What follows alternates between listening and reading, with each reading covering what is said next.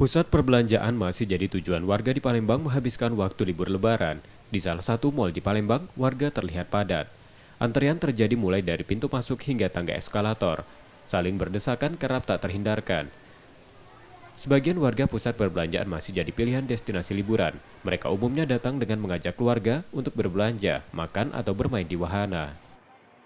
Lagi liburan sama bareng keluarga kan ngabisin akhir pekan mumpung libur lebaran kan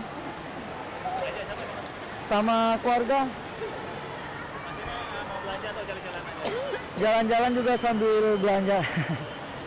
Kalau di tahun ini kan udah kayaknya untuk COVID sendiri itu udah menurun, jadi kayaknya suasana mall lebih meriah kan dari tahun sebelumnya, itu benar-benar sepi kan gitu.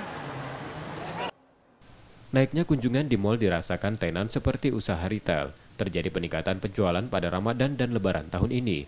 Hal tersebut sebagai dampak dari pelonggaran mudik dan pandemi yang kian melandai. Kalau untuk peningkatan cukup lumayan lah kalau kita bandingkan dari tahun lalu ya. Karena kita kan pernah ada pandemi juga.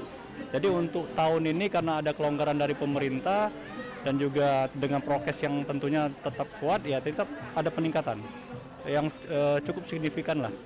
Untuk promo kita tetap ada ya, karena kita memang masih ada jalan terus diskon seperti itu, ada bazar pakaian anak, pakaian wanita, pakaian dewasa ya maksud saya.